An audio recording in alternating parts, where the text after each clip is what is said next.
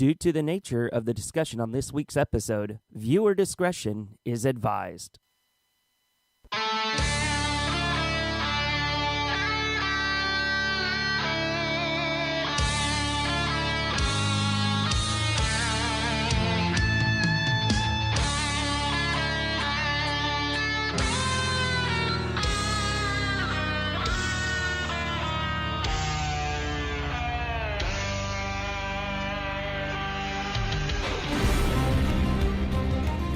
This is Hogwarts Radio, episode 241 for April 14th, 2019. Hogwarts Radio is the official podcast for Wizarding News, broadcasting to Harry Potter fans since before the long night. I'm Terrence Pinkston. I'm Bailey Riddle. I'm Luke Hogan. And I'm Gretchen Rush. Our show can be found anywhere you get your podcasts in Westeros, such as King's Landing, The Vale, Winterfell, Dragonstone, Bravos, and other places the King's Road may lead. It doesn't matter where or how you listen, just make sure to bend the knee, and we guarantee you'll never have to take the black.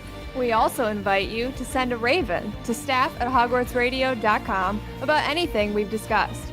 Who knows, our little birds may even share it on the show. Don't forget, winter is here. Stay informed with the latest bonus content by pledging your loyalty to patreon.com/Hogwarts Radio. All right, so spoilers, this is also a crossover episode with the podcast that drinks and knows things. On that show, I host, and we're calling this episode Winter Has Come for Hogwarts. So we are recording on April 13th, 2019, the day before season 8 premieres. So this just makes a lot of sense to do this right now. I am joined, as always, by our lovely panel of drunkards. Abby, aka Gertie of House Condescension. What are you drinking? Well, I haven't popped it open yet, but I have Game of Thrones for the throne. Ooh, look at that. Omegang Brewery. Nice choice. Thank you. That is awesome. Luke, it's pronounced Omegang. It's There's in New York. Okay, here we There's go. another N in there. Like, your intro is so professional. I felt like the rest of us had to be on the best behavior. I was like, man, they have this like down pat, and we're just like stumbling over everybody. We gotta like step it up tonight. This is gonna be bad. Whew. Thanks for breaking the ice. There we go. Also joining me here in studio is Glenn of House Dog. Howdy. What's up? What are you drinking? I am drinking one of your famous natural lights. Natural lights. Take the natural light. Also on our panel is Ben, Sly of House McLean. Welcome back, buddy. Cheers, y'all. How you doing? What are you drinking, Mr. Balloonhead? I have a variety pack in my Cardinals man purse of Shock Top citrus blends. There you go. There you go. That's for the first half of tonight. Ooh. I also currently have a natural light, but we have a few other things. There's other drinks. There's other things around. This is just what's going down right now. So welcome, and I am really, really excited for this crossover. And cheers to all, and to all a good beer. Milky cheers. Milky cheers. Dilly dilly. Dilly dilly. All right, Terrence, I'm going to throw the kickoff questions to you to field for us. Yeah, so part of this episode is what we're discussing. Well, there's going to be a lot of Potter talk and a lot of Thrones talk in this episode, hence both of our podcasts. Who'd have thunk it, right? But anyway, so for the kickoff questions that we have for everybody today, we want to know which Potter character has the best chance of winning the Iron Throne, and who can play the Game of Thrones. Who do we think? So let's go ahead and start somewhere. Who wants to field this one? I'll start with mine. So I got Kingsley Shacklebolt as who can win the throne because he's royal anyway. He's Kingsley, so it just makes sense for him to be on the throne. And who could play the game? Actually, Umbridge could play the game really well if she had somebody like Ares or Joffrey to kind of. She's a real microfinger. She is. Yeah, she's a microfinger and a Maren Trent all rolled into one. So the worst. Yes, exactly. So she works. I think she'd be very good at playing the game. Well reasoned. That's a pretty good answer right there, Ben. I think so, yeah. Abby, who do you think could take the throne from the Harry Potter world? Luna Lovegood. I'll explain why. You'll learn more about that later. Ooh, teaser for the end of the episode. I didn't read past the first question. I just stopped. That's how we do it here at Drinks and Nose. So it's not well reasoned, but who can play? I'm going to go with the Weasley twins. Oh, that's different. Yeah, I think they'd be pretty good at it. Yeah. Huh. I like that. They're politically and or business savvy. I can get behind that answer pretty easily there, Ab. Well, I'm really happy at your support because I just pulled it right out of my ears. Nice job, Ab. You're on fire. You're doing Brilliant. great. Very good. Yeah. Nice Yeah. job. They could make good co-rulers. Bailey, who are you going to put on the throne from the wizarding world? I am saying that Harry is going on the throne because he is the Jon Snow of the Harry Potter world. I'll go ahead and agree. Harry is Jon Snow. Oh, I don't know if I can see this. Oh, it is known. Oh, yes. Yeah, he's literally the hero character. He's the Luke Skywalker. He's the bastard of Hogwarts. It's that's just what it is. Oh, and he did come back from the dead, right? Yep. Yeah. So, Making okay. personal Hey. sacrifices for the good of the realm. There we go. Yeah. He jumps in without thinking about consequences. That's true. Plan to improvise. That is. Yep. That That's fits. both Lenny? wheelhouses. I said Harry as well. And I wish I had a cooler answer, but I was like, pretty much. It seems in my point of view that, in my opinion, the Harry Potter kind of revolves around Harry. I mean, obviously, his name's in the title. I was going to say the main reason is his name's on the book. Right. His name's on the Right. book, so he's all over it. And Anyways, could you argue John's is too. who can play the Game of Thrones? I'm just gonna go Professor Snape, just because he's kind of giving everyone shit all the time. And, 10,000 points from Gryffindor. Thanks, Alan Rickman. Damn it. I didn't think of Snape at all whenever I was thinking about my answer to this question. Oh, that's so good, too, because, he was really good at playing both sides of the coin. That's a Right. good answer. I actually, like Abby, didn't see the second question here, or I just lumped it in with the first one and was like, yeah, that basically you have to play the Game of Thrones to win the throne. So I mean, you can make your argument that Harry could play the Game of Thrones too. he would be led by Hermione. Yeah. Yeah, pretty much. But yeah, so Bailey, who do you think can play the Game of Thrones to finish off your answer there? Like other people, I did not see that as a separate question. Damn, I I go with guess. Dumbledore because he's always trying to scheme things to his way. I think that's pretty fair. And so with that, I will go to Terrence next. Okay, so the best chance, the Potter character has the best chance, I think, is going to be Dumbledore. Because, well, he's good at playing chess with people. And I'm not talking about just like wizard's chess. I'm talking about like thinking 3 moves ahead, giving very vague answers and all that other stuff. So winning the throne would have to go to him because he would already see himself on the throne, I think, and he'd be like, oh, this is what I have to do to get there, and I'm going to do that, make sure the pieces are in motion. Now, as far as playing the game, I would actually have to say Rita Skeeter because she reminds me a lot like Littlefinger in manipulating people to get what she wants, even if she does use, Veritaserum, much as she did with Matilda Bagshot. All right, Gretchers, who do you got winning that throne? I also had Dumbledore for both of these questions because obviously he knows how to play any game and he's a master manipulator and will utilize everything and everyone around him. But I think that he would recognize in himself the same corruption that is the reason why he was never Minister of Magic. So I think that he would set himself up for the win of the throne and then give it to Harry. Oh, Jesus Christ. I didn't even think about that. Yeah, Well, that's basically what I happened to the absolutely story. agree. Yeah. Like, as you guys were talking about Dumbledore, I started thinking, I'm like, shit, damn, no, Voldemort would be the one who would win the throne because he would be the one ruthless enough to actually go and take it. So I was kind of thinking of that, like, Dumbledore would deserve it. He should be the one sitting it, but it ended up probably be Voldemort. You know what Dumbledore reminds me of is he's like the player with the ball that runs all the way down to the 1 yard line And then it's like, oh, yeah, you know what? I could totally walk in, but hey, I'm going to give it to, like, I don't know, the kicker. The kicker walk it in. You have a score point too, right? Right. Okay.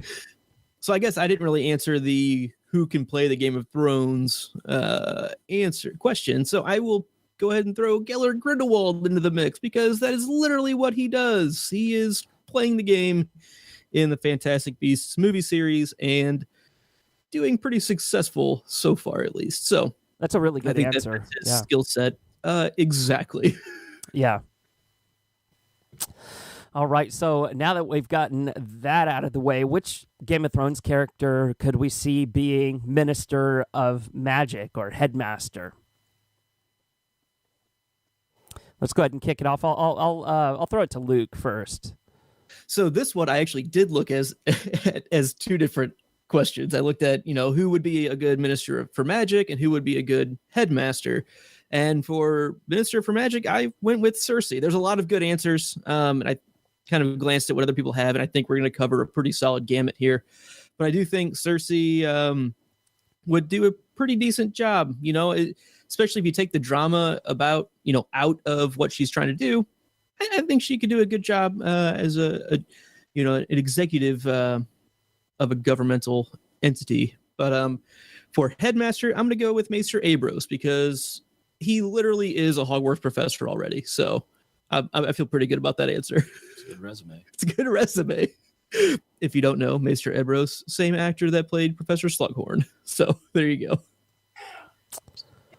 All right. Let's go ahead and hear from Glenn. Glenn, who did you have? I had Minister of Magic. I said Tywin, just since he's like one of the most powerful characters on the show. I think he'd make a good Minister of Magic. Headmaster, I kind of went the Maester route, Maester Lewin. I just think Headmaster, someone you would want to be kind of wise and good at teaching, I guess, and I think Lewin fits the bill. I feel like I'm like part of the Family Feud, like team over here. I just want to be like, good answer. I know. That's Show me Maester Lewin. I was just going to be like, well, I really support that answer there. I mean, anything that you say Tywin would be good with. That's definitely on the board. All right. Abby, what about you? Who did you have? Well, I just took it as like one question. I picked Samwell Tarly. I think he would be a great headmaster. I didn't think about the Minister of Magic part, but Samwell, because he really loves like the joy of learning. And I think that someday he would really enjoy passing that on to young, impressionable children. Agreed. Bailey, who do you have? So for Minister of Magic, I went with Jon Snow because I think he would be a very good leader for the Wizarding World. And for Headmaster, I went with Maester Aemon. All right. And Ben, you have some pretty interesting answers, and I really didn't even think of these two at all, considering my choices. Yeah, so for Minister of Magic, I went Elena Tyrell. She knows how to kind of play the game. She knows how to control the different aspects of kind of everyday life and everything like that. So I think she would make a really good Minister of Magic, just having everybody kind of under her being the top dog. It just makes sense to me. And then I had Jorah Mormont, the former Lord Commander of the Night's Watch, as headmaster of Hogwarts, because he kind of got to have somebody that has a good leadership, people respect, and willing to listen to, but who's also willing to let the kids have their adventures, kind of like Albus Dumbledore did. He knew what Harry was up to, but he just kind of let him go on about it. Jorah kind of does the same thing with Jon in a few parts where he's just like, you know what? You had a midnight ride. It happens, kind of thing. So I think he'd make a good headmaster. Ooh, another good answer. Right. And I didn't fill this out until literally 3 minutes before we started. So, Gretchers, who do you have? Well, I don't have any beautiful reasoning behind mine. I just kind of pick people. So I picked Sansa for Minister for Magic because I like her and I think she'd do a good job. Sansa 2020. And then I picked Tyrion for Headmaster because I think he would do a good job. Boom. I considered Tyrion. I really did for headmaster, but I just feel like there's still just that little bit of mischief and corruption in his Like Dumbledore. Tyrion-ness. Well, yeah, I mean, Tyrion would be the sassiest headmaster. oh my God, can you imagine? It would be great. Jesus, it's like, oh, why do I have to do this? Because I told you to. Slapping students. Right. Rumor requirement would be put to so many different uses. Just putting that out there. I think Tyrion would probably send a offhanded tweet, and then that'd be the end of it. That'd be the end of that. It'd be a whole hullabaloo. Exactly. Exactly. So I had, for my two, I had Daenerys for Minister of Magic. I feel like she would put an end to a lot of the institutionalized corruption that plagues that political system, mainly through instilling fear. Because who has two dragons in the wizarding world besides... Well, I guess the Ministry does, but... Charlie Weasley. Charlie Weasley. Gringotts. That's There right. are dragons aplenty. Gringotts confirmed has one, as far as we know. Had Not one. anymore. And then for Headmaster, I was thinking about going with Ned Stark. I think he would be a fair and just headmaster. I feel like he would be like, this is the way that it is. This is the way that students are. And I don't know, you have students misbehaving and you chop off their head. I don't know. All right. So we are now going to go into the meat and potatoes of this Westerosi jaunt through Westeros.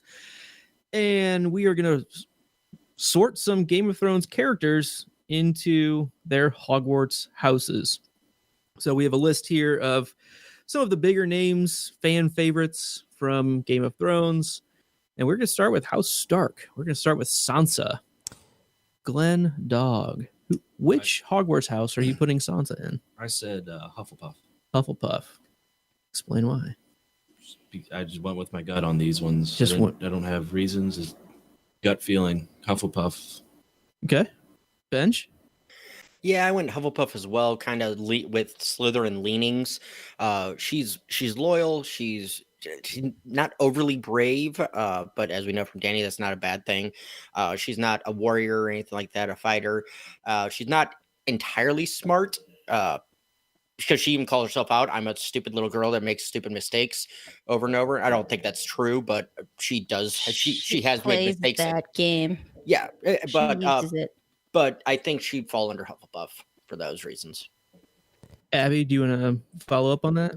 I think she's in Ravenclaw. Ravenclaw. Okay. Yeah.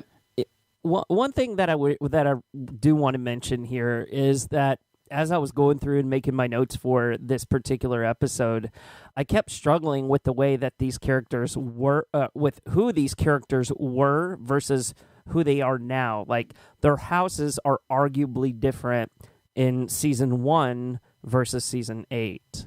And I think that's that. I mean, the first person I did struggle with was the first person on our list here, Sansa. I feel like she was a Ravenclaw transplant. And, she's gone through that phase of being a silly little girl who likes to wear dresses and dreams of marrying her prince to an independent, badass woman who has her own keep. She is the Lady of Winterfell now. She's become a lot smarter with her decisions, especially whenever she teams up with her sister, as we saw in the final episode of season 7. But, I just feel like if you were to tell me, sort her in season 1, well, season 1, she would have, she sure as hell wouldn't have been a Ravenclaw to me. No.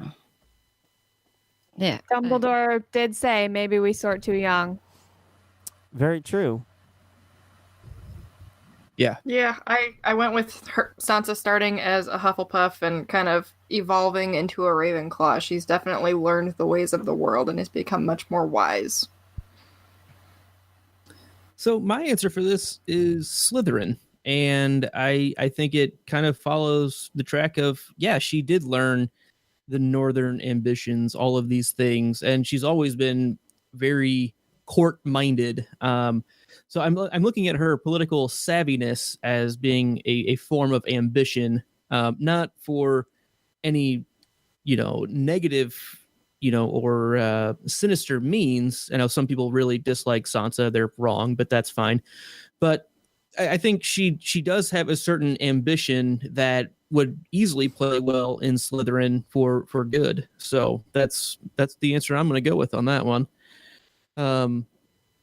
So the next character that we have for House Stark is another fan favorite, is Arya. Bailey, I'm going to go to you first on this one. I think Arya is the epitome of a Gryffindor. She does what she wants because she knows that it's going to be good for her and those that she loves. Abby? I concur. One concur. Gretchen? Slytherin, 100%. 100% Slytherin. 100%. Oh, no. 8 million %. 8 million %. Oh, man. But are we sorting Arya or are we sorting no one? What? Oh, well, if we're sorting no one, then a girl has no house. Hashtag it is known. Gretchers, I'm curious to ask you why Slytherin for Arya. And I'm only asking because she's one of the characters that I had a hard time sorting myself. And I almost put her in Slytherin. I could see her in a couple different ones, but I feel like she just has so much cunning. I mean, look at her whole plan with Walder Frey. That isn't something that she collaborated with on anyone. So I just think she's really clever. She's really cunning, and she's ruthless. She will do whatever it takes to get her job done. And that is Slytherin to me. So I see that Glendog also has Slytherin. Do you have any follow-up reason for that? Let's see.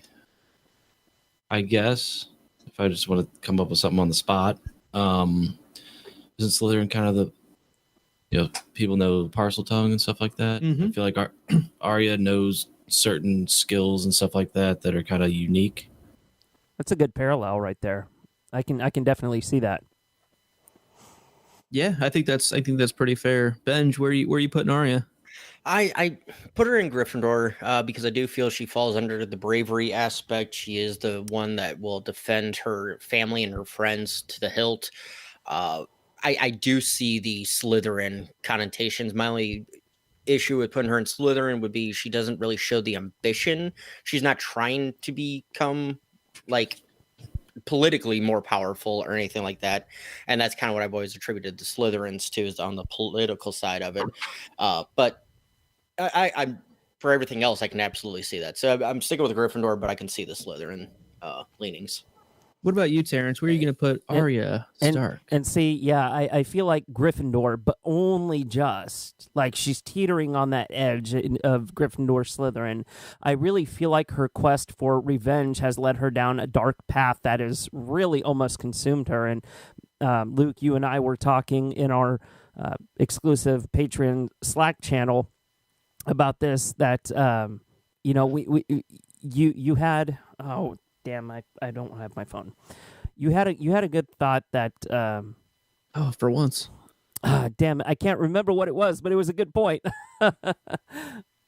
Shit. I know, so Pickle Rick. The main thing that we were talking about was you had posted the Maisie Williams tweet of people still on the list. It was Joffrey, Cersei, Liam Payne, and the Hound, and I was like, who the hell is Liam Payne? But that was how the conversation started. And then Terrence asked me, do you believe that she'll actually finish her list? And I said she didn't kill most of the people on her list, and many that were on her list were removed, like Melisandre, Thoros, Beric, and the Hound. Jaqen killed the first couple on the list. Microfinger and Olenna killed Joff. Point being, I don't think her list should be looked at too closely. But, at the end of the day, I think Arya's true growth is going to have to come in and show that she can decide to allow herself to forgive so that Arya herself can heal is my main take on Arya. I think she's going to get over the people that's on the list. It's not going to be that big of a deal to her. Either that or those people are just going to die anyway, and she won't have to get over that. She'll be like, oh, the work's done. Okay, well, I'm just going to fade into the background. Yeah, she's overpowered fighter at this point as it is anyway. So Yeah. But I'm also going to put her in Gryffindor, kind of for the same reasons. I see the parallels to Slytherin, but I feel like her just true bravery. I mean, she's been by herself since she was 11 and survived and just made that happen. I don't know. That seems very Gryffindorish to me. So that's kind of where I'm at on that one. Does anybody else have one for Arya? I think we got everybody. I think we can move on. Yeah. So let's go ahead and move on to Ned Stark, and I will go to Bailey first. I think Ned is like the dumbest Gryffindor to ever exist. He's Gryffindor to a fault. Oh my god. And it ends with him losing his head. Yes, agreed. You know what? I am going to agree with you on that one. He is Mr. Gryffindor. We can call him Mr. Gryffindor. He's kind of a Neville. You know, Yeah. a little bit, yeah. I mean, really, need we say more about that? Like honor, chivalry, loyalty, plus his work before he puts his work before everything else. He makes sacrifices for the greater good. Like Ned Stark is what Dumbledore should have been, I think. I don't get behind the Ned is super dumb. Well, no, I don't think he's dumb. He's too on. It's not stupidity. It's honorableness, and it's just he doesn't have that self-preservation instinct. So, I mean, I agree with you. I don't think he's dumb. I just think he lets what's right. He get in doesn't the make way. wise choices because of who he is and his morals. To a fault, his own demise. so his honor is his downfall. Which is sad, because it shouldn't be. Like another Stark that we know. This is true. Not really. I don't know. Wait, what other Stark? I'm His confused. now. morals, not his honorableness. Or, well, his choices, rather. It is our choices, Harry, far more than our abilities. that Yes, show exactly. what we truly are. So I see most people have put Ned in Gryffindor, which I agree with. Benj, I see you have that as well. Do you have anything else to add to that? No. And Glenn, where are you putting Ned Stark? I think we'll sort them out into Hufflepuff. Mm-hmm. Yeah, I'm with you. I can see it. No, you're not with me because you said Gryffindor. Semantics. I hesitated on putting Hufflepuff for Ned. Yeah, I just kind of figured. I just wasn't feeling Gryffindor, and I kind of the way I saw it, just kind of split up the Starks. It seemed that was just kind of the best thing to do. Mm-hmm. So I just went with Hufflepuff. He's going to join Sansa and the Puff. Yeah, the reason I was kind of thinking Hufflepuff for Ned is because, at the end of the day, when all is said and done, he chooses family over honor. That's what literally gets him killed. He makes that choice, and so he chooses not to do the technically right thing, and he chooses to do his best to save Sansa, and that's what gets him killed. So I can definitely get behind the Hufflepuff at heart kind of thing. And Luke, I mean, oh, sorry. I was just thinking along the Hufflepuff lines too. Correct me if I'm wrong, but isn't like the main focus of Hufflepuff? They don't have anything outstanding, but they're loyal. They I'm are afraid that. of toil. Well, Yeah, so like that's like their main core is they're loyal to each other, loyal to the family. So I mean, it wouldn't make absolute sense that Ned would be selected for Hufflepuff. as And well. they're great finders. Yeah. There you go. well, Another one. also like Hufflepuffs value hard work, patience, justice, and loyalty, all of which really fall under Ned Stark. So I mean, it's easy to place Ned in Gryffindor because we know who he is. He's courageous, brave. He's chivalrous. But at the end of the day, whenever it gets down to the core values of Ned Stark, he's very patient. We've never seen him lose his shit. Justice, he values justice, and we saw that at the very, very beginning of the series. Even though somebody was fleeing for their lives, he had to do the king's work and behead him. And then loyalty, well, of course, we know Ned Stark is loyal to Robert Baratheon. We know that he's loyal to his family, his house. and his keep. And just to kind of add on to that, Terrence, really quick, we did see by at least Robert and Braun's description, we did see Ned lose shit at least once when he lost his head. Because every man, never mind. Get Moving out. on. Leave. 5 minutes time out. You're done. No, that's a good point. He did lose his head that one time. That's true. So the last Stark on our list here is the only Stark that matters. Bran Stark. And I'm going to go to Terrence first on this one. Oh my God! You went to me because I didn't fill this out in the document. I didn't. I was trying to mix it up. Just trying to mix it up. You know, Bran is really hard to place. I mean, we could sure. I noticed that a lot of people here have put that he was a Ravenclaw. And I can see it kind of, with the learning aspect and the maybe the intelligence a little bit and the journey that he went on to get to who he is now. But I mean, that would be like the only house that I could see him being a part of. Otherwise, I feel like Bran would be a perfect hat stall. Yeah, I could get behind him being kind of hard to place. He's got a lot going on.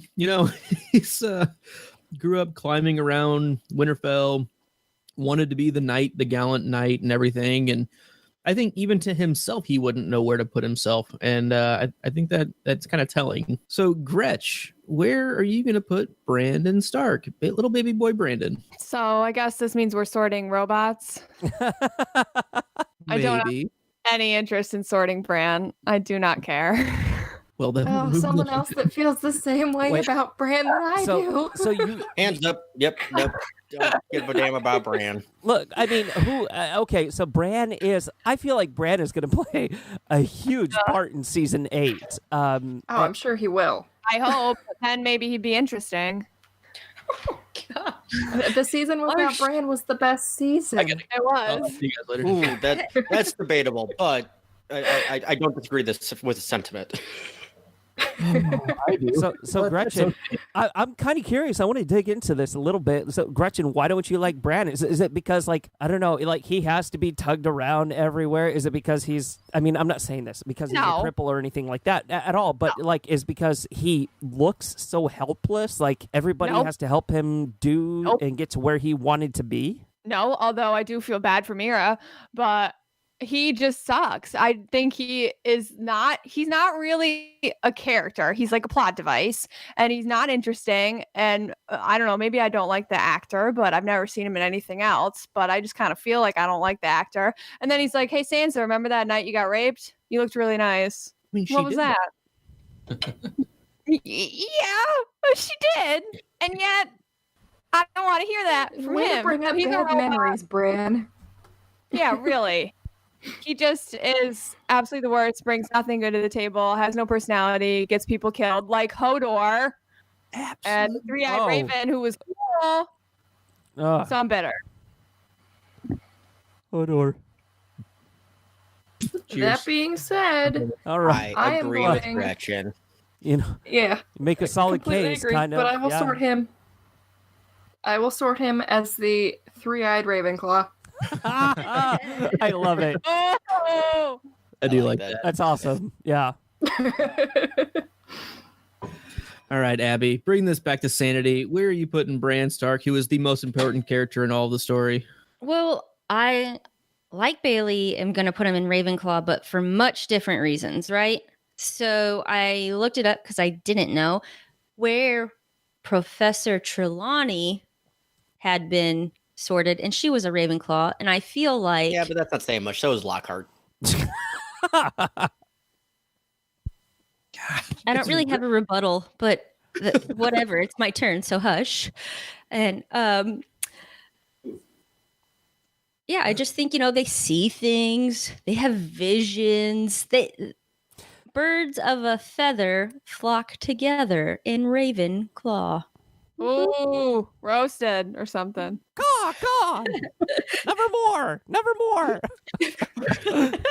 I agree. I think Bran is certainly a Ravenclaw. Knowledge is his skill set, especially now. Kind of not by choice, but he's good at it. He always loved the stories. He always loved hearing the old tales and learning the lessons from those, especially the scary ones. I know, but I don't know. I think there's a certain knowledge base that he obviously has now that clearly fits into Ravenclaw. Glennie, where are you putting Bran? Yeah, I was about to put him in like a different house, and I can't remember which one off. But then I just kind of figured go with the three-eyed raven logic. Ravenclaw is a house, so I went with that one. There you go. Perfect. Well reasoned, like a Ravenclaw password. So we are going to move on to House Lannister. I can go. Oh, Benj, come on. That's okay. I have it for Ravenclaw because he's boring. So okay. So And intelligent people are boring. Leave. I- wait, hang I'm on. confused. So what do you guys think about the theory? Because I know you guys must have talked about this, that Bran is the Night King.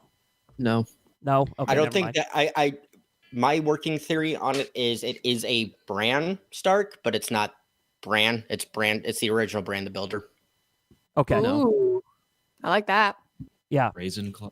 I like that. Raisin Claw. Raisin. He does look like a raisin. The Night King. Raisin Bran. Raisin Bran. That's the Game of Thrones spinoff series, and also in a cereal form. Raisin Bran. Yeah. It's They already serious. have the cereal. A Night King figure in every box. And it is bland and boring. So there you go. Full circle. 2 scoops. 2 scoops. Two scoops to get the wheelchair going. I don't know. Yeah, sure. No, that's bad. Oh, no. So let's move along to House Lannister, and we're going to talk about Queen Cersei. Abby, I'm going to kick it off with you here. Slytherin. Slytherin. Defend your position. I mean, if Bran is in Ravenclaw because he's like Trelawney, she's in Slytherin because she's a Malfoy for sure. Bran is to Ravenclaw as Cersei is to Slytherin. Yes. Reason that out. I like the analogy. Yeah. Uh-huh. Terrence, where are you putting Cersei at? Oh, absolutely Slytherin, 1,000%. I mean, I feel like most of the Lannisters anyway are Slytherin, and like from here on out, Slytherin. But I mean, could we have a character that's more Slytherin than Salazar Slytherin himself? Like, she would literally put his head on a spike because he's too good.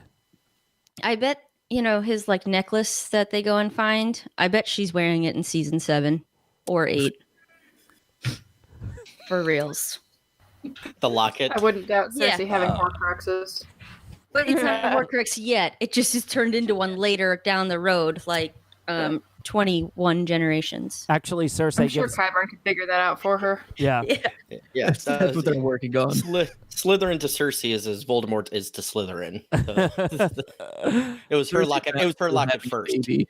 She's not really having a baby. She's having a Horcrux.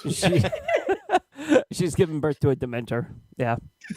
We already saw that. That was one of those Bailey- Stannis. Oh, yeah, that was Melisandre, right? Melisandre, she did. Yeah. Yeah. Yeah, Shadow Baby. The mother of Dementors. Why not? We got a mother of dragons, so Yeah. we need a mother of Horcruxes. There's Cersei. Yeah. So Bailey, where are you putting Cersei? Like everyone else so far, Slytherin. Any additional reasons, or it just is? Have you met Cersei? Have you met her? That's the only reasoning I need. I agree. It's likely Slytherin. And Ben, She looks good in green. Slytherin. Gretchen, are you actually going to answer this one, or are you going to rip on Cersei being super boring and just an awful? character no. as well? No, thank you. I love Cersei. Bran is the only character I hate. I won't rant anymore.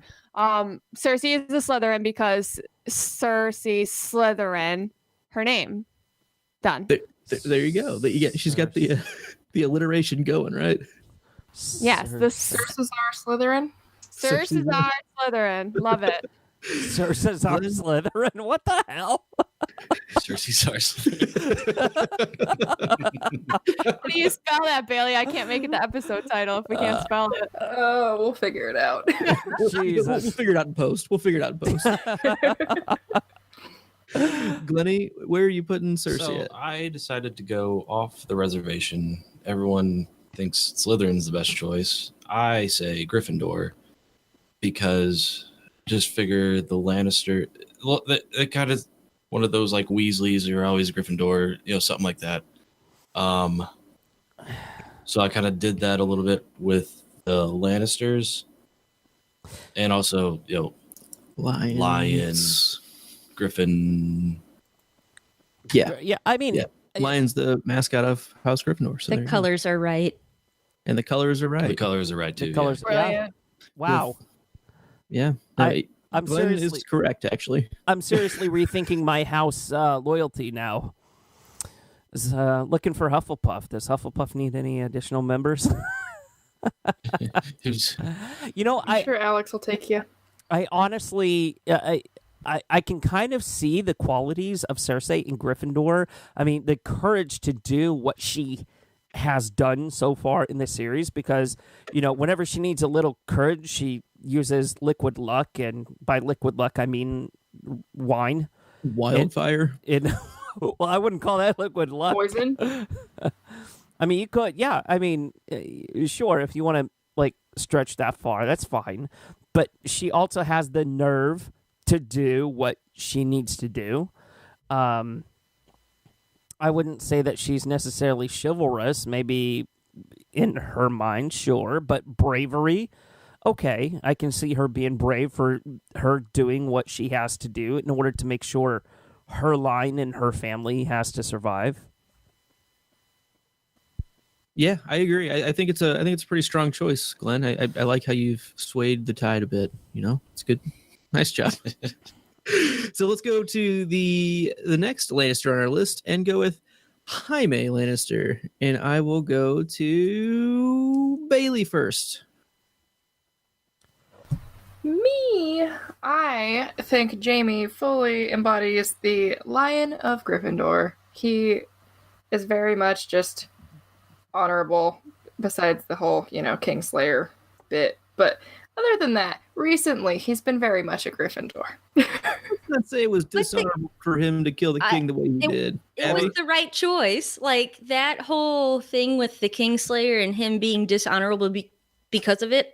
I think he was more honorable than everybody else sitting there doing nothing as people burned. True. If but- He that's did not what the realm needed. Gryffindor, True. if that's not Gryffindor, regardless of outcome, doing the best thing, no consequences mattered at that point. It was the right thing to do. Swamped. True, getting but swamped. also most Gryffindors, apart from Peter Pettigrew, probably wouldn't throw a 11-year-old kid or 8-year-old kid out of a window. While he's banging his sister. I'm not disagreeing that he's not a Gryffindor. That was my pick for him because the bravery, and he is chivalrous in a way in certain aspects, especially towards Brienne and everything. And he just didn't really fit anywhere else because he's not super ambitious. He's not smart per se for like a Ravenclaw, and loyalty it wavers quite a bit actually. So he's not really a Hufflepuff. So he kind of falls by default to Gryffindor. I agree with the Gryffindor response, and I think he does make some really brave choices. Kind of falls under what Abby was getting to of, doing the right thing is almost never the easy thing. And he also wears that badge of dishonor kind of just to kind of almost hide his own righteousness, because it's a better look for him in the long run to carry that way. But truth, he probably should have just been like, hey, he was going to like literally kill 500,000 people. So, I just did what had to be done. So, Glenn? I went with Gryffindor, kind of similar reasoning that I did for Cersei, kind of like the Weasley family-ish. Mhm. Oh, another Lannister. I know exactly what to do with you. Which is that golden head. It's like, yep, that's my house. Yeah. That's my feeling. All right. So, Gretchen, did you go? No, Okay, go for it then. I'm gonna go with Griffin default. Griffin default. Why the hell is everybody choosing Gryffindor? Damn it. Terrence, I kept you for last because I see you have a different answer. Thank you. Yeah, go for Slytherin. He's only interested in his sister. Like the dude, the only thing that got him through what he went through was his sister. How is that not Gryffindor? Gryffindors can love their sisters. The reasoning behind his choices is absolutely deplorable. And actually thinking about it, kind of good to argue for your side, Terrence, there, because he would come after Cersei in the sorting because it's alphabetical. Because you go Cersei, then Jaime, so he would see her sorted into Slytherin, and he would say to the hat, "I want Slytherin. I want Slytherin. I want Slytherin. I want Slytherin." So you're right. He would pick his spot to follow her. So in that instance, I do agree with you. Thank you. It's a very weak reason, but thank you very much for the support. I I appreciate think it's that. perfect. It's very I think it strong. actually fits pretty well. I agree. Terrence, I think your points are pretty good. You know, he makes some pretty questionable choices and probably not the best guy at times. Usually it's done for effectiveness. It's kind of pulling part of his Tywin-esque things. What other Gryffindor would bang their sister? I mean, I'm only thinking Weasleys at this point, but that's Those are the only disgusting. Gryffindors we know who have sisters, so we don't really have any other examples. Our staple set's pretty limited. Oh, shallow end of the gene pool. Okay. But so you're saying Slytherins would have sex with their sisters? I mean, That's what you're saying. That's what you're saying. by You're default. segregating out a quarter of Hey. our listenership with that one. okay, so Slytherins, think about the Malfoys and how, how they are just as Got to keep it in the family. pure as they are. I mean,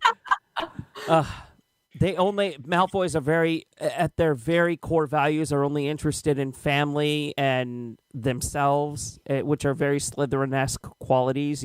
Whatever they have to do for their family, not for the greater good. That's what sets them apart from Gryffindors. Gryffindors will choose the greater good over their families.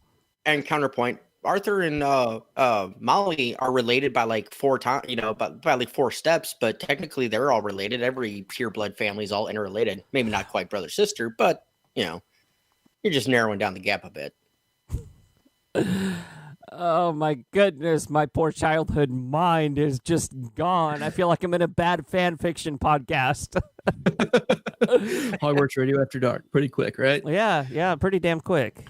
So we have one more Lannister to chat about, and it is Tyrion Lannister.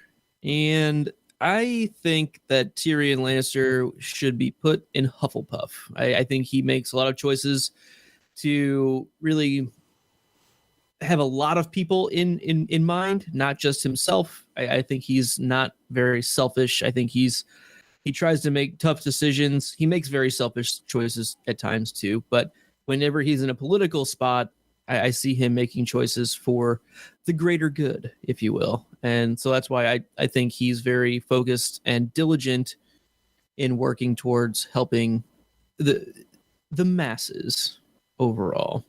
Benj, where are you putting Tyrion? I put Tyrion in Ravenclaw just because of his intelligence, of his cunning, his willingness to learn and to adapt and use the information that's provided to him. So I had to go. It was that was one of the easier ones. I put him in Ravenclaw. He just likes to learn. Bailey, what do you think? I also put him in Ravenclaw because he drinks and then he knows things. That's That was my only reason. How do you know this? That's what I do. I drink and I know things. And I'm in Ravenclaw. and I'm in Ravenclaw. And I'm in Ravenclaw. Thanks, Masande. So, Gretchen, where are you going to put Tyrion? I'm actually going to agree with Luke. I think he's a puff. I think he's very loyal. He does things kind of for the best of people and for the best of himself. I think he sometimes makes rash decisions that aren't very smart, like when Jamie tricked him into marrying that woman. And then he believed the best of Shay. He was always trying to impress his dad. It's very sad. And I just think that he's just a sad little baby Hufflepuff who got stupider as the show went on. Word. Wow. Okay, so let me just go ahead and go next because I feel like he's gotten smarter as the show has gone on. He's a Ravenclaw in my eyes. His advice is sound and intended for the greater good, except for whenever it comes to his family. And that's the only reason why I didn't kind of put him in Gryffindor, because he'll always choose his family over the greater good. I like to say Tyrion has skipped, like, he's gone through like every house. Like in first season, we could definitely see him as a Slytherin because he really didn't care about anything other than sleeping around, drinking wine, and carrying around the family name like it was something he could drag behind him. And he's like, oh, because I'm a Lannister. You know, a Lannister always pays their debts, yada, yada. I'll pay you, whatever. And then he goes, Father, I need some money. You know, kind of like very Malfoy-ish. You know, I could definitely see him in the Hufflepuff stage as well whenever he goes and becomes the hand to Khaleesi. You know, and giving her sound advice and on various issues, teaching her how to become a just leader. I could see him being a Gryffindor whenever he has to look out for himself, and whenever he was with Bronn, you know, definitely that's whenever I feel he transitioned to like kind of the Ravenclaw stage that he's at now. I mean, he's always been smart. He's always read books and stuff like that, but I feel like that's where he ended up, was Ravenclaw. Yeah, no, I really don't see any qualms with the Ravenclaw thing. That's one of his major characteristics for sure, and that's why he consistently is successful in all the positions that he finds himself in. Except in war commanding, you know, like making actual good choices that win. But that's cool. Well, on that note, Abby, where are you going to put him? So I put him in Ravenclaw only because of his stock that he holds in books and knowledge. I feel like that is very Ravenclaw-y. You know, Jamie had his sword and I had my books. He does put a lot of stock in knowledge and learning. I don't know if I necessarily believe that he's the smartest or best choice, but the hat listens to your own choices, so I think he'd want to be in Ravenclaw, so he'd be put there. Glennie, what do you think? So, what happened here? I put him in Slytherin, and what happened here was I think Cersei sabotaged the whole thing because she's like, I don't want Tyrion to be in the same house as me or whatever, and like, you know, paid off the hat or something like that. You know, put him in Slytherin with those other assholes. You know? I think that's exactly what happened, and I'm not trying to spoil anything, but you know that is confirmed. That's how it went down. That's canon, actually. Apparently, Ben, did you give yours yet? Okay, so did I miss anybody? It's a lot of people. It's hard to keep track sometimes. I apologize. So we are going to move on from House Lannister to a former House Lannister bannerman, and Mr. Clegane himself, the Hound. Glennie Dog, where are you putting him? I said Gryffindor. Gryffindor. Got a reason, or just gut feeling? Just feels gut right. Feeling seems like a Griffin. He seems like a Griffin. Door, yeah. Abby, what do you think? I'm going to defer to Terrence here.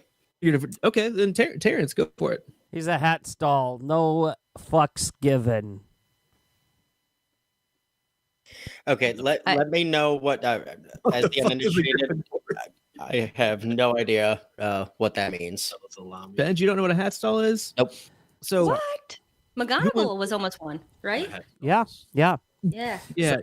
Gretchen, go ahead and give the definition of hat stall. Hat stall is when the hat takes, I believe it's over 10 minutes to decide on a house.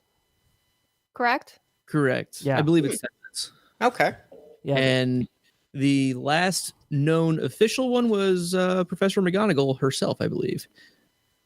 And Hermione was almost a hat stall. Yeah, because they have so much to offer for everything that they can't. It's like between so two. split between two or more that it's like, I don't know. Do you have a preference? And they're like, I don't know. You decide. It's like I'm trying to feeling ask. wise today. I think I'll go with Ravenclaw. It's like It's like like trying getting to, off the. Sorry, Terrence, go ahead. I'm sorry. It's like trying to ask your significant other, "Oh, what do you want to eat tonight?" That's a fucking hat stall every night. Oh my, Right. you're right. Oh, You're right. hmm I don't make decisions. Food delivery services. They tell you what meals are sending for the week, and it makes life easy. You have 6 options. You choose 3. Yeah. Yep. My- It's awesome. My husband asks me every day about 4:00. Hey, it's time for your favorite question of the day. What's for dinner? And I just look at him. Food. Well, what are you planning on making? Dinner. I hate it. Food, hot, Yeah. and mustard. So Senator Clegane. Yeah, Clegane. Look, I'm starting to know things. Clegane is definitely a hat stall in my eyes. Gretchen, where are you going to put Mr. Sandor Clegane? This one's tough. I could see a hat stall. I could get behind that. I also was thinking he's a dog, and who else is a dog? Fang, and Fang is a Gryffindor in my heart. So, And Sirius Black was too. oh yeah, sure, Also Sirius a dog, Black. also a dog. Yeah, he was a Gryffindor And- too. Whatever. And Mooney, Oh yeah, he's like a wolf and he's a Gryffindor. Whatever, guys. just So a wolf. basically, Gryffindors are animals, and the Hound is an animal. Boom. Yeah, no, I have no problem with saying that he is a Gryffindor, but I'm actually going to put him in the same house that Benji's going to put him in, it looks like. So I'm going to go ahead and defer to him. Okay, because I don't think you know what I'm going to go with, unless you can see my screen here. Sorry, the red throws me off because it was actually Bailey. Bailey Oh. has the same answer as me, so I will defer to Bailey. Oh, so I put Sandor in Hufflepuff, and I think he kind of started off as just a very kind of go with the flow character. He didn't really make his own decisions. The Lannisters were there paying his way, and so he did what they wanted. And eventually he decided that he did not agree with that anymore and has made his own way and become a stronger Hufflepuff that can stand for himself, but I still think he's very much a Puff. I think he's a Hufflepuff, and that mainly comes down to the loyalty he has, and I'm looking specifically at his relationships with the 2 Stark girls, with Arya and with Sansa, because I mean he has become the protector for those girls at one point or another, and like knowing a little bit more about his history with like his own sister that was questionably but almost canonically killed by Gregor, his older brother. Family really matters to him in a really weird, perverse kind of way because his family is really weird and messed up. But I really think that his loyalty is a huge part of who he is, and his whole true knight thing. Yes, you could look at it as being a Gryffindor, bravery type thing, but I really think it's based in just knowing what's good and just, and he's not afraid to put in the hard work to really just be a good guy and not really care at all what other people think that should mean for him. No, So Bench, what are you going with? So I understand exactly what you're talking about, and especially as Bailey had said, of making his own way. Personally, I think knowing the Hound, like you said, with the true knights and how he feels about knights, he would say the same thing about wizards. Fuck the wizards, and he would end up being in St. Bruce's Secure Center for Incurably Criminal Boys. That's good. That's good. So he's just going to go live in the Muggle world and say, Yeah. I'm done. Yeah, fuck it. I'm out. I can do powers. I can figure whatever I need to out, and I can eat all the chicken I want. There we go. I don't care about this magic shit. Exactly. No fox given. Nice. No Guy Fawkes given. No fox given.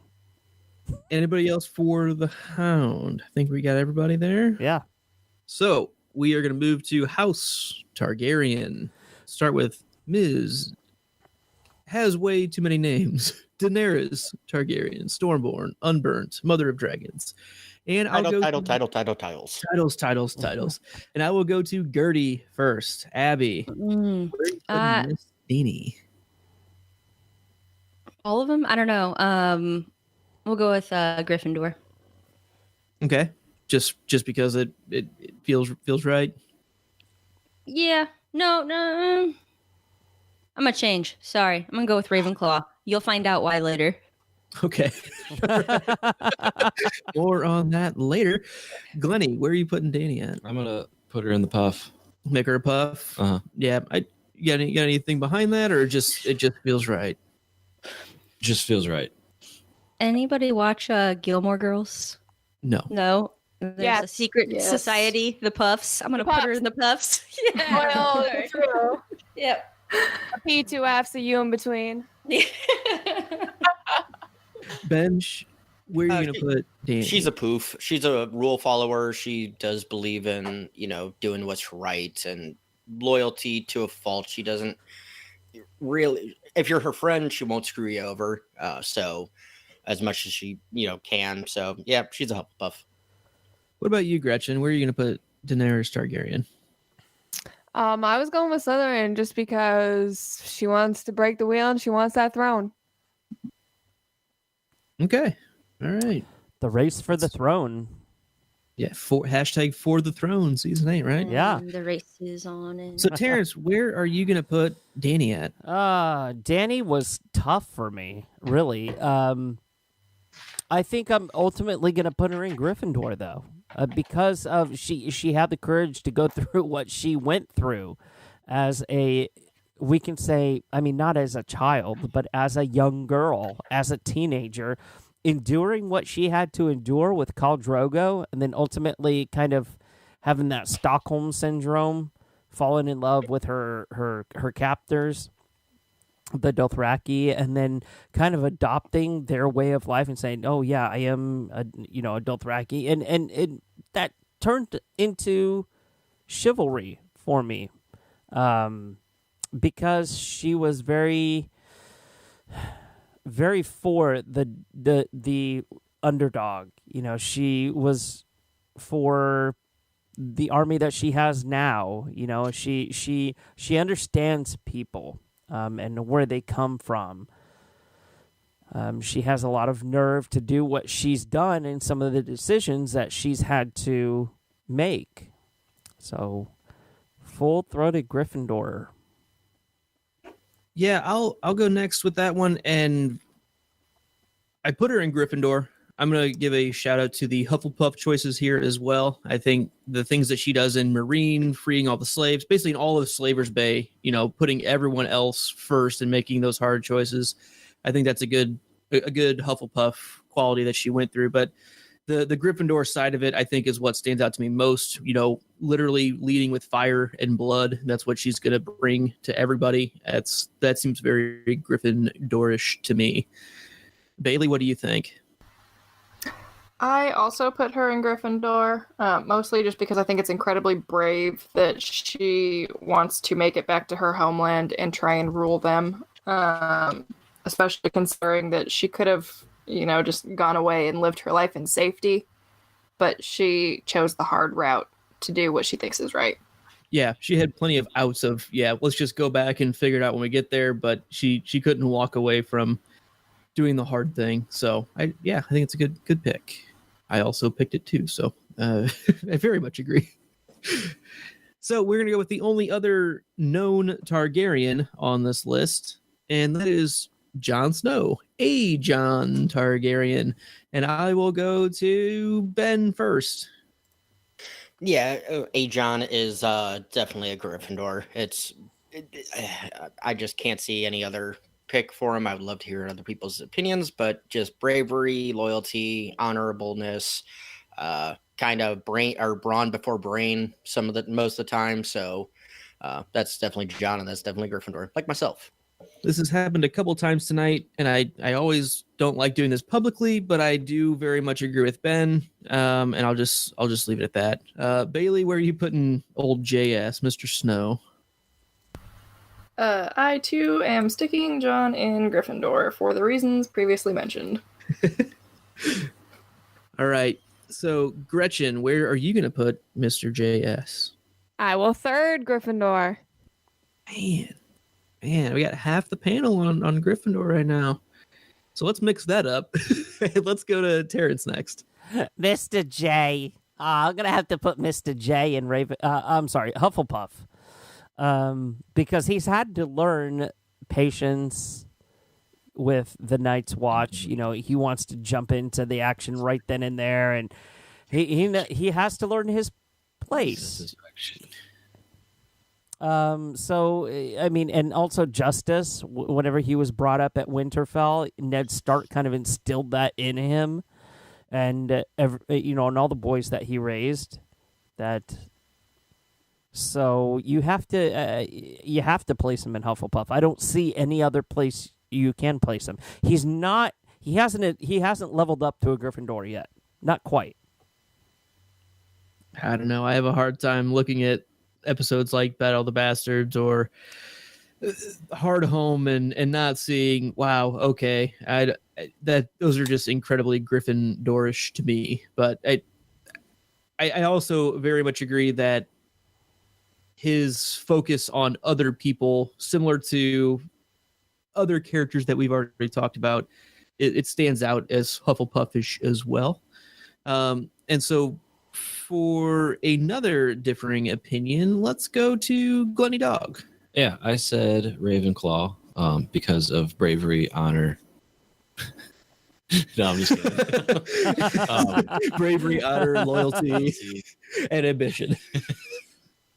No, basically figured some of these people up north that are at Castle Black and up north, I kind of decided to do Ravenclaw because at Castle Black, Take Ravens the black.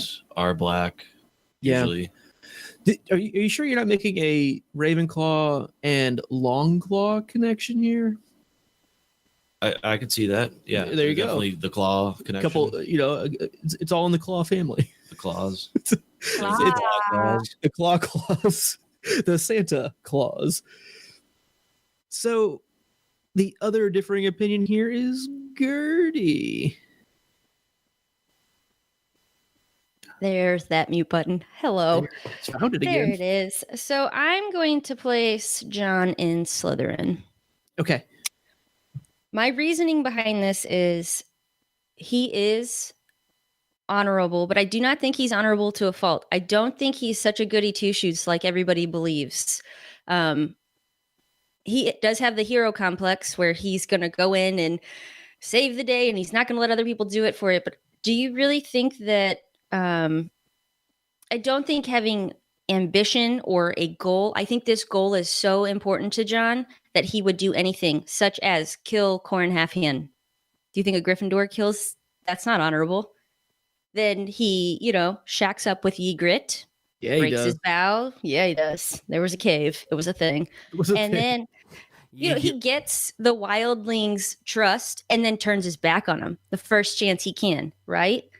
He also, we see, then makes these deals or like pardons with people who are not good, but we're on the side of the living now because my ambition, my goal is so strong. I don't care what you did. I don't see Ned doing that. I just don't think he's such of the goody two shoes that that has been led to believe, or however I want to end that sentence. I'm not even drinking yet. That's going to be a long night. Abby does make some really good points, I have to say. I think a lot of times people look at Slytherin because we have, what do you like to call him? An unreliable narrator. It's a very narrow sample set that we have. And we have just Malfoy really for a lot of our, and Death Eaters. Right. Blanket statement. Death Voldemort. Eaters. But somebody who is willing to do anything for their ambition, which is also kind of this like negative connotation of goal. Right. Like this is his goal. Nothing else is going to stand in his way. Luke, that looks so freaking good. I want to bite. But I think he could be a Slytherin.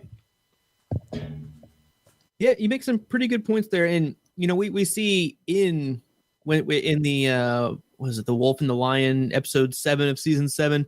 The Wolf and the Dragon. or the dragon of the wolf, whichever direction it is. But when he just blatantly states, yeah, I'm not going to stay out of the fight later on because it's more important to me to be involved to make sure things go the way that I want them to. And yes, it's for the good of the realm, for the greater good, but it's still, he knows it's going to end up working out for him too. All right. So the next character on our list is a good friend of the Jon Snow, Mr. Samwell Tarly. Abby, I'm coming right back to you on this one. Where are you putting Sam? Ravenclaw. Okay. Glennie? I said Ravenclaw as well. Kind of similar reason that I had John in there. Up north, black. Ravens, black. Ravens. Claws. He knows about Longclaw. The Claws is in effect. Yep. Ben? I did say Ravenclaw, but I have leanings to where I can make a case for him to where he's a Gryffindor, because honestly, Samwell Tarly is the bravest character in the entire series. Is one of the bravest characters in the entire series, because it takes a truly brave man to admit when he's not brave. I mean, he's literally the Samwise Gamgee of the story. Yeah. I agree that he's a Ravenclaw. He literally goes to the Citadel to become a Maester, and I don't think there are going to be too many Maesters, especially for what the show is going to show us. They occur in the books for Maesters that are potentially not Ravenclaws, but I think every Maester we've seen in the book is either Ravenclaw or Slytherin. So I like Sam being Ravenclaw in this case. So I will go to Bailey next. I also went with Ravenclaw because he is very wise. Samwise, if you will. Exactly. So, Terrence, where are you going to put Mr. Samwell? Well, I agree that he exhibits a lot of the house qualities. I think the most overpowering one is going to be Hufflepuff, because he's willing to put in the hard work to become a Maester. And he does have the patience to be able to do it. Now, regardless if the patience is due to his intelligence, yeah, sure, you can argue that. But, he's incredibly loyal to the Night's Watch, even though, it can be argued that, hey, he did break his vow to his bannerman by sleeping with his girlfriend, but he's loyal to her, and the child that was fathered in the way that it was. So I believe that Samwell does possess a lot of the house qualities for Gryffindor, Ravenclaw, and Slytherin. I just feel like Hufflepuff is kind of the one that stands out to me the most. Gretchen, what about you? I'm going with Ravenclaw because I think that he values knowledge over everything else. He really has that desire to be a Maester. I just watched the scene where he goes to the Citadel for the first time, and he's got Gilly and little Sam with him, and they're like, "No women, no children," and he's like, "Shrug, bye." Like, he doesn't even say sorry. I guess I'll see you later. Yeah, he's like, "I'll see you later," whatever. Like, you understand, you get it. He just values knowledge over everything. And I think he will do whatever it takes to be a Maester, which I think comes from that value of knowledge. All right. I agree with you. So let's move on to the next character on our list, who is the only Seaworth that we know in the show left. There were several Seaworths killed earlier in the story, but it is Mr. Davos Seaworth. And I'm going to go in reverse order of this one. Gretchen, where are you putting Davos? Davos is a puff. Fight me. Who would like to take up that challenge? I'm going to have to agree. I'm going to have to agree with you. Actually, disagree with you. Davos Seaworth is Slytherin by trade. Okay, I'm trying to do my best Davos impression here, and it's not working. You need to be from Dublin. You sound more Scottish. I hear more Scottish. Yeah.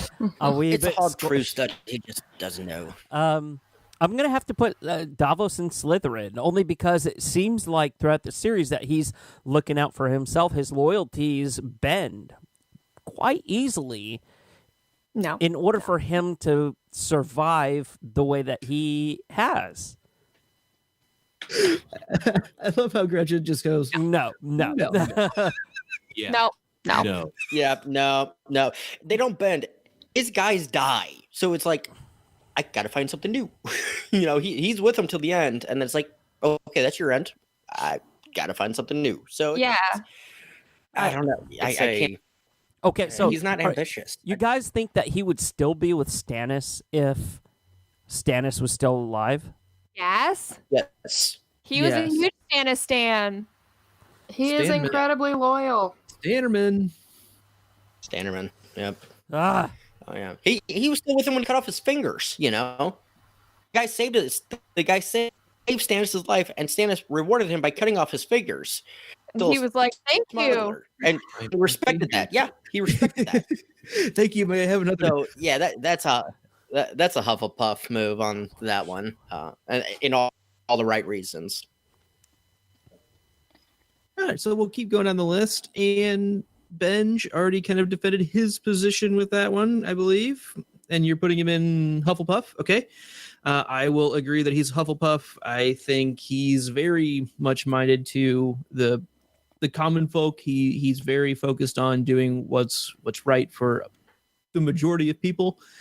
And I think he is very loyal. He only really went away from Stannis when he literally found out he was dead. It was never like a choice to, I don't like what Stannis is doing. He was always the Jiminy Cricket to Stannis. And he knew that was the part that he had to play, especially as hand of the Stannis King. Bailey. I also put him into Puff, mostly because of his loyalty, and I just get some big Puff vibes from Mr. Davos. Big old Puff vibes. Just puffing away. Glennie, where are you putting Mr. Seaworth? Would agree with Hufflepuff, and I believe that his nickname around the house is Puff Daddy. what? So I think that's true. that would just put him in Hufflepuff, I believe. Davos Puffy Combs, yeah. Puffy. He'll huff and puff and blow your house down. P Davos. P Divvy. Diddy. I don't know. P Davos. P Davos Seaworth. I don't know. Abby, where are you going to put Mr. Davos? I put him in Ravenclaw, and all your reasoning was great. You know what? Don't listen to me. All he's ever done is live to a ripe old age. He is wise. There's no doubt about that. And you don't accidentally become the greatest smuggler in the Seven Kingdoms by being dumb at all. So, I mean, but by virtue, think of the craft of a smuggler. What is a smuggler's duty to do? Like bring items in that are not supposed to be in, or that are supposed to come in through a certain way, and trying to bend or break the rules. Tell me that's not a Slytherin-esque quality. My other thing with it is, I forget what exact episode it is, but they're like, oh, we're going to have to like break in or smuggle into King's Landing. Yeah, and like everybody just looks at him. There's the guy with the knowledge. That's your man. 7-5. Yeah. I agree. A smuggler is a little bit of a... That doesn't mean he's ambitious. I mean, he tries to find his way He is certainly around. enterprising. Yeah. Earlier in life, at least. So I can get behind what Terrence is saying from the smuggler side of it.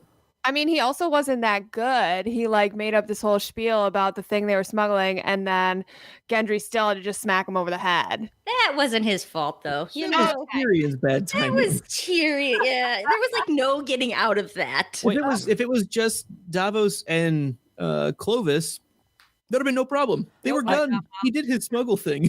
Wait, hang on. That was Gendry? I thought that was Thor with the hammer. Yeah. So, Abby, you still feel good about your Ravenclaw choice for Yeah. Davos? Change your answer. Would you like to change your answer? Never. Okay, so let's go to Brienne of Tarth of the Sapphire Isle. So, Glennie Dog, I'll go to you first. Sure. Gryffindor. Gryffindor. Is it because she holds the Gryffindor? That's a different character. No, that's yeah, that's exactly why. Exactly. Gryffindor. Gryffindor. Bailey, where are you putting Gryffindor. Brienne the Beauty? Also in Gryffindor. Hey, got anything behind that, or just feel good about it? And that's for you. I don't really think it needs much explanation. Okay, all right. Terrence, where are you putting her? Oh, y'all killed me. Gryffindor. Gryffindor. I'm gonna have to say Gryffindor as well. I mean, if Ned Stark is Mr. Gryffindor, Brienne is Mrs. Gryffindor. Or Ms. Gryffindor. Ms. Sorry. Sorry. Ms. Gryffindor. Yeah, I mean, down to the T. Mr. Sly, the tank engine, where are you putting Brienne? Or Brienne, I apologize. It's Brienne, yes. Brienne is the truest knight of Hogsmeade and will be in Gryffindor as well, wielding the sword of Gryffindor, as she should. There you go. Abby, Gertie. I'm going to go with Gryffindor because this was the first one I answered on here. Gryffindor. Other ones I kind of thought this, no contest. Gretchers, where are you putting her? I think she really has that Puff loyalty down, but she is a Gryffindor. It's pretty indisputable. Man, so this was the easily closest to a full sale sweep of Hogwarts House, but I did go ahead and put her in Slytherin, and that is just because she has the same haircut as Draco Malfoy. So I could get behind it. that's why. You know, the hat was confused. The hat stalled. Oh, a Malfoy. Oh, a Malfoy. I know just what to do with you. No, I do think it's Gryffindor for all of the reasons that just are. That's just what the answer is. Thanks for making fun of my spelling of Brienne, by the way. Appreciate No, that's actually the way Roy Detrice from the audiobook says it. Oh, is really? Brienne. Oh, half okay. the time. Half the time it's Brienne, the other half Early it's in the Brienne. books, it was Brienne, and then the shows started coming out, and they had called her Brienne, and then the names of several characters changed in the audiobooks. Yeah. It's a little bit of Brienne of Tarth. Brienne. Yeah, no, you spelled it correctly. I don't know. That is how you spell it. Well, thank you. I went off the cuff on that one. Yep. No, you are good. So we have just a couple more characters here, 2 more to be true, and one is from House Mormont, and it is Mr. Jorah of House Mormont. Oh, who I have not gone? Ben, why don't you go first? He'd be in House Friend Zone. Wait, that's not an option. Hufflepuff. He's loyal to a fault. He's loyal to Daenerys at least. He wasn't loyal to Robert, but he didn't really believe in Robert and everything because he just sold that off. But I think as of now he's a Hufflepuff. I don't think he was disloyal to Robert at all. He was disloyal to Ned, like slaving and doing all that. Like it's going against what your liege lord and all that. Fine, I should say Ned over Robert. Okay. Gretchers. Yeah, I'm gonna go with Slytherin for Jorah, just because I feel like he's kind of, he'll just kind of do what he wants and get what he wants, and very single-minded, and yeah. Glennie? I went with Slytherin as well, just because I didn't have, in my opinion, as many Slytherins. So you got to balance it out. I got to balance it out, yeah. Yeah, you got to make sure. You can't put everyone in the same house. Got to meet the quota. They can't just all be Gryffindors. Sure. Gertie. I went with Hufflepuff because they'll take the rest. And there's just nowhere for him. I don't really know if I see like big, huge, I don't know, character traits that he has that's like other than, I guess, loyalty. That's his big one to Dany. But even that to me is a little weird. I don't think it's just like, oh, I'm going to be loyal because I said I was. I'm in love with you and ulterior motives. Bailey, what do you think? I put him in Puff because I think he's very loyal. I mean, in the beginning, he started out as kind of loyal to himself and trying to free himself by ratting on Daenerys, but he saw the error in his ways and really came to care for Daenerys and has become loyal to her, doing anything possible to make sure that she gets what she wants. So I'm one of the odd ducks out on this one, and I am going to put him in Ravenclaw. That was one of the ways he actually got in with Daenerys in the first part. He was a bit of a mentor and actually brought knowledge of Westeros to her in the first place, brought her the books. We know he likes books. So I think he has a certain mental capacity that is underlooked and underrated because it's so overshadowed by his love interest with Dany, which is a bit overplayed, but it's also even more blatant in the books. So, and more gross in the books because it's not Ian Glenn, who is a beautiful man. So let's go to the last character that we are going to sort, and it is a wildling, Mr. Tormund Giantsbane, husband of bears. And I will go to Glendog first. I didn't go. Terrence, you go first. No, I didn't even go for Jorah. Oh, I'm so sorry. It's okay. No, I'm good. Jorah, I'm gonna have to say a puff, because who else has the patience to seek a cure for grayscale? You know, and his, his loyalty. However you want to place it, whether he was in love with Dany or not, I mean, loyalty is loyalty, so definitely a Hufflepuff through and through. So, yeah, now we can move on to the next one. I apologize again. So good. let's jump into Tormund Giantsbane. And Terrence, I'm going to go to you first because I feel awful, and I'm so sorry. Wonderful. So just so we get this right and people that are listening to the show can't put a face to the name. This is the guy with the red beard. So who wouldn't know who he is? I'm just saying, his name isn't mentioned that many times. Love him. But I would say that he is a Hufflepuff, and the only reason that he's not a Gryffindor in my eyes is because he is looking to help for the greater good. He's not looking to overtake and be at the forefront of every single decision that's made. He's like, hey, I'm here. What can I help with? You know, I'm down to, what do you need me to do? You want me to go to Flea Bottom and chop off heads, or you want me to go, above the wall and defeat dead people? What do you want me to do? And that's the kind of character that I get from him now. Okay. Benj, what do you think? Sorry, I was ordering a shirt. Really quick. I actually put Tormund into Ravenclaw. The most and the reasoning behind that anyone's made on this today. I know, and I changed it up because I did have him in Gryffindor because he is a brave man.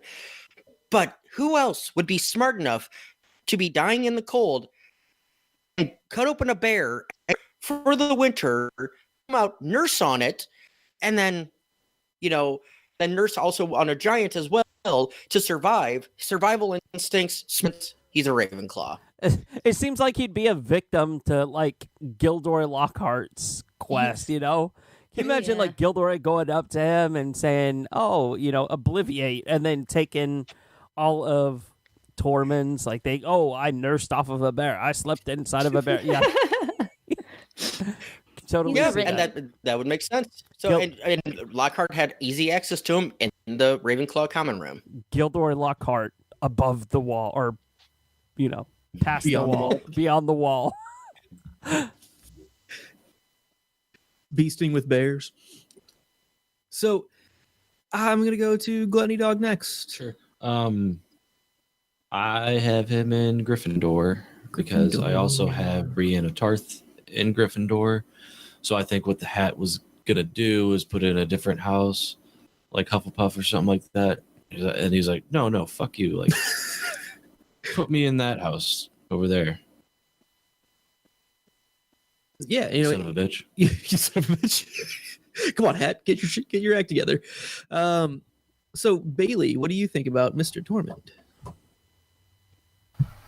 I put him in Gryffindor, and not really for any specific reason other than just I get a very Gryffindor-y feeling from him. It's the red beard. Yeah. Yeah. Gretchen, what do you think? Yeah, I was also thinking Gryffindor, kind of in the vein of a Fred and George Gryffindor. He's very funny. He's a jokester, but he's smart and he'll get it done. And he's kind of savvy, and he's there for a good time, just like Fred and George. I really like the Fred and George angle of that. I'm going to also put him in Gryffindor, but I also think something that was mentioned earlier was Ned Stark is a Gryffindor because he's a big, dumb, idiot Gryffindor. And I think that's exactly why Tormund is a Gryffindor, because he is a big, dumb jock. And I love it. And that's just how I feel about it. And I love Tormund, and that's why I'm putting him there. I mean, he's got the I just thought Weasley of red one other hair. thing. Yeah. I did think one thing though. Tormund, he's not from where everyone else is. He went to Durmstrang. Fuck you, Benji. Did I just take your joke? Abby, where are you putting Tormund? I'm leaving. Goodbye. Taking my. She's taking her microphone and going home. I'm sorry, Ab. Abby, I'm sorry. That happened to me many a time. It sucks. I was gonna say, I'm really sorry. You're all wrong. He lives north of the wall. He clearly is from Durmstrang, from northern. In their uniform. Oh, Benj. Great minds think alike. Just cut Benji out. Yeah, That's what take Abby- his out. Edit. Cut. So the last choice for Tormund Giantsbane, Abby, where are you going to put Mr. Tormund? Well, you're all wrong because he lives north of the wall. Clearly, he's from Durmstrang. I know everyone laugh a lot. Oh my goodness. That was Now, please don't edit any of that out. was so Leave that great. all in. I've never heard of anything like that before. Oh my goodness. You know, would Tormund be in whatever house Brienne is in? He's like, oh, that sounds good. Yeah, let me go ahead and be in that house. Saying, right? Yeah. He sees Brienne go first. He's like, no, Hat. You don't get to choose. I'm going with her. What do I have to be? I have to be brave. I'm brave. I have Yeah. to be smart. I'm smart. I smart. So one last thing that we wanted to talk about is a bit of a theory, a crossover theory that Abby mentioned on the Drinks and Nose podcast, that Lovegoods and Targaryens are essentially one and the same. So we got there, Ab. So I will run through this quickly. I believe that Daenerys Targaryen is Luna Lovegood's. No. Yes, Daenerys Targaryen is Luna Lovegood's direct ancestor, 21 generations up the tree, give or take one or two. It's not a heavy splitting tree though. Well, it's we have some points here. So per Google, a generation is 25.5 years, and per George R.R. Martin, Starks, Yorks, Lannisters, Lancasters, War of the Roses is dated around 1455, and Luna is born in 1981, and this is where I'm getting my numbers and generations from. So that's what we're rolling with today. But there's obvious physical likenesses. We have some blonde hair, and we do need to remember that this is 21 rungs down the ladder.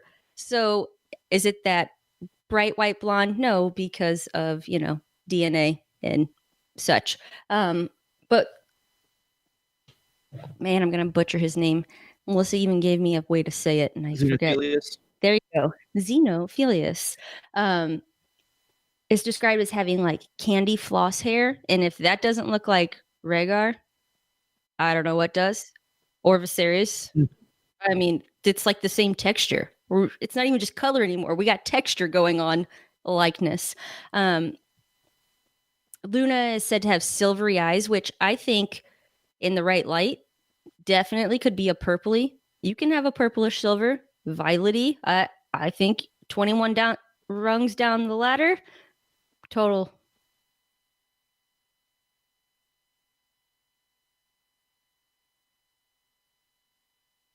Oh no.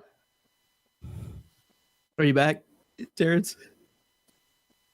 Sorry, it was my headphones came undone. I got scared. I'm so sorry. Abby, can you start off? Xenophilius is described as. Yes. Okay.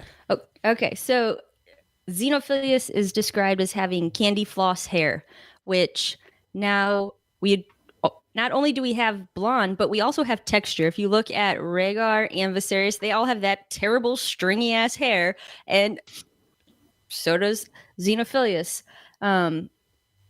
Luna is described as having silvery eyes, and I think under the right light, or that could almost be a purpley. I've seen purpley silver, and again, 21 rungs down the ladder, silvery to purple, evolution, genetics. They're still not normal human colors. Weird. That's all for their physical likenesses that I can have some hard proof on, I guess. So some other things we can consider is their belief in magic that others consider only legend or story. Dany just takes it within her to take these eggs. She believes that these dragons can be born in the fire pyre. Fire pyre. And she goes in with full belief. And Jorah question, like, what do you get? You can't get in there. And she's like, oh, you don't believe me?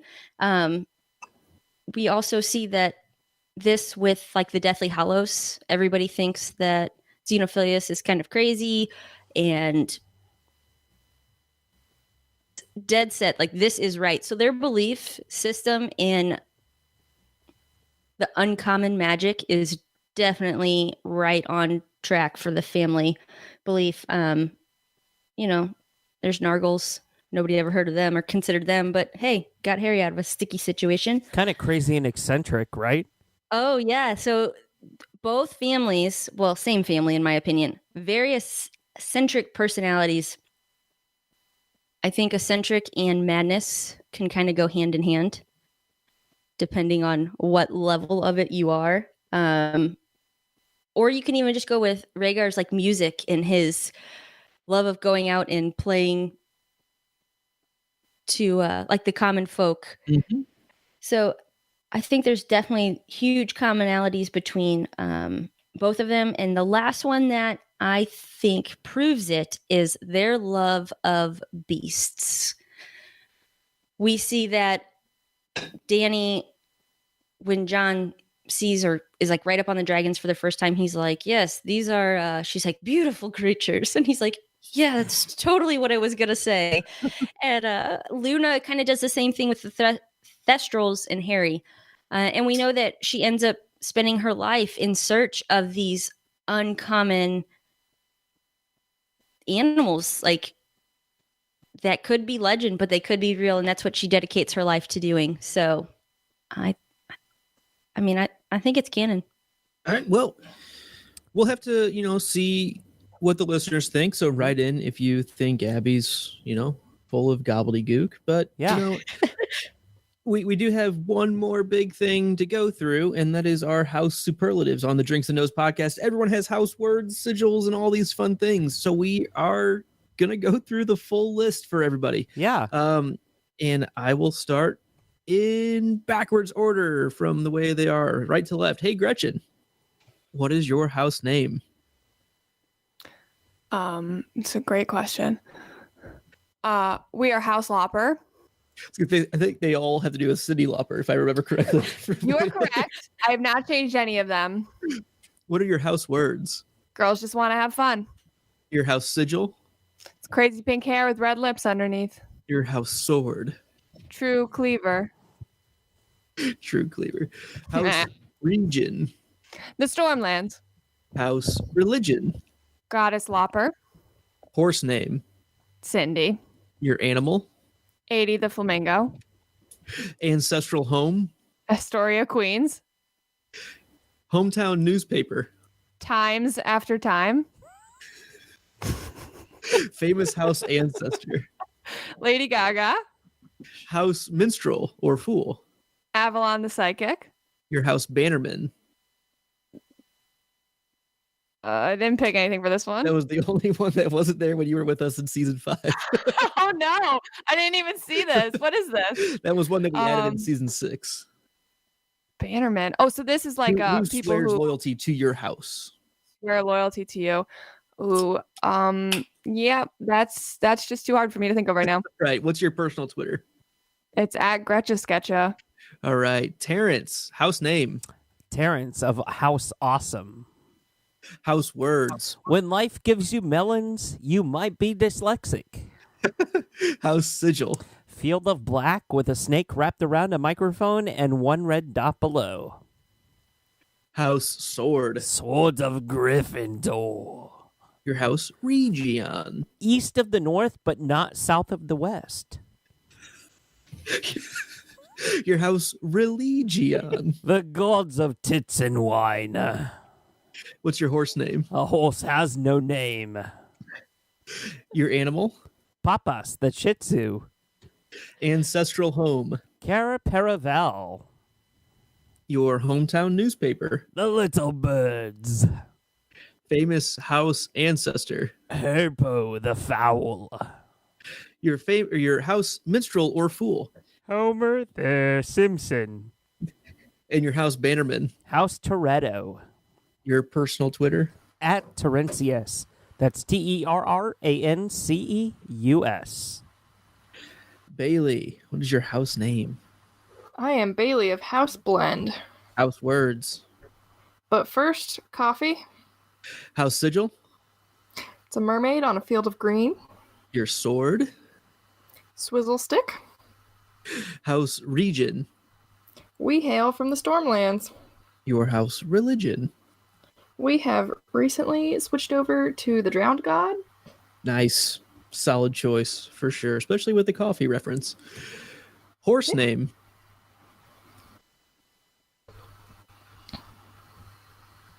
Dot dot dot. Did your internet Biscotti. Sorry, I cut out there. horse name? The horse is Biscotti. Animal. Penelope the Palm Civet. Ancestral home. The Fort at Pike Place. Hometown newspaper. We read the Morning Brew. Famous house ancestor. Alfred Pete. House minstrel or fool. Tamlin the Tool. House bannerman. House Galathinius of Throne of Glass. And your personal Twitter. I am at Riddle Writes. All right. So we are going to go through ours as well pretty quickly here. So we'll go to Ben. House name. You want me to read yours? I was going to ask you yours. And Oh, that's fine. Yeah, you go for it. yours, but okay. That's fine. I am Sly of House McLean. House words. Oh, Luke, what is your name? House name. House words is it's dangerous to drink alone. Take this. There. Keep going. Bench. House words. It's dangerous to drink alone. Take this. House sigil. Triangles on a floating red balloon. House sword. Konami, because they make blades of steel. Region. The Reach. Religion. It's wine. Your horse's name. We ride Peach all night long. Your animal. He's the Phoenix. Your ancestral home. Tower of Hera of Helium Hill. Your hometown newspaper. The Daily Sun. Famous house ancestor. My great uncle John, the savior of winter celebrations. House minstrel or fool.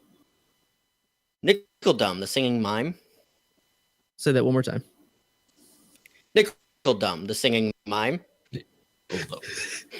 Your house bannerman. They're the ones you want to ride with. And your personal Twitter. At Sly McLean. SLYMCLAIN. Glenny. House name. So I'm Glenn of House Dog. Your house words. You miss 99% of the shots you don't take. Your house sigil. It is a dog with a Wayne Gretzky jersey on. Your house sword. Sword's name is Johnny Utah. House region. The Veil. Religion. The New Gods. Horse name. Horse meat. Horse. Horse meat. Horse. The horse. Animal. Aminal is Rich the Flying Squirrel. Ancestral home. You say Castle of aminal. Peace. Sorry.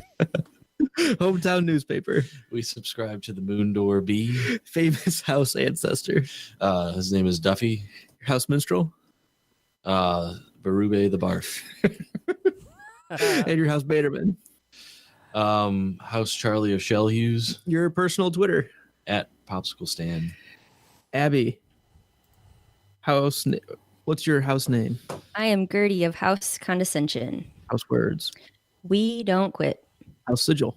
The field of white with a raven sitting upon a black, appointed chevron. What about that sword over your shoulder? It's Gunther.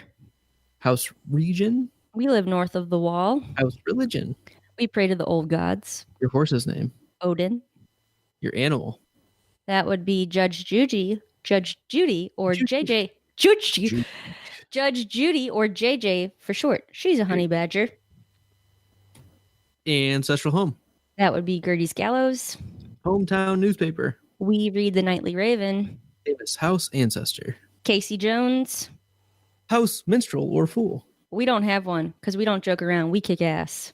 House bannerman. That is House Wahlberg of Wahlburgers. And your personal Twitter. At Go Home, Gertie. And I am Lucan of House Blackmead. Our house words are ours is the drink. My house sigil is an obsidian black chalice on a gold and blue checky background. I carry around a Valyrian steel axe named Sweet Sting. I hail from the Stormlands. My house religion is the old gods. I have a horse named Cherry. My animal is a parrot named... my ancestral home is the Black Cask Keep. Our hometown newspaper is the Drowned Word. Famous house ancestor is Ashmere Rivers. You'll learn more about him later. And house minstrel or fool is Dingle. And my house bannerman is House Karen of Nightsong, which is the only actual house from A Song of Ice and Fire of anybody's bannerman. And that's fine. Personal Twitter is at Luca Ferocious, but you will find me at No One Drink much quicker. Check out both of our shows on Patreon. Check out the podcast.com shows at patreon.com/stayimaginary. And don't forget to also check out Hogwarts Radio on Patreon, patreon.com/stay, Hogwarts, patreon.com/Hogwarts Radio. I also want to recommend you guys check out the Throne Fantasy app to join us for season 8. If you're getting this Sunday morning, if you're getting it right away, you need to download that up right now and create your team. It's like a fantasy sports league for Game of Thrones characters. You pick your team. They get credit for all sorts of different things, kills, funny things, good choices, bad choices. So make your team, come up with a funny team name, and join our league by inputting the league code K86RUY. So that's K86RUY. Follow our show on Twitter at No One Drink. Send us a digital raven at noonedrink@gmail.com. Subscribe, like, rate, leave comments on iTunes and YouTube. Don't forget to hit that notification bell. And until next time, as always, I still don't know, so I'll just drink. As always, don't turn your back on the Wolfpack. As always, winter's coming. So did I. As always, keep reading. As always, what show am I on again? As always, call me up because you know I'll be there. and as always, stay imaginary. And thank you for tuning in for this special episode of Hogwarts Radio and Drinks and Nose Things. We'll see you next time for episode 242 on Hogwarts Radio. Bye-bye. How do you know this? That's what I do. I drink and I know things. That was bloody brilliant. Codswallop.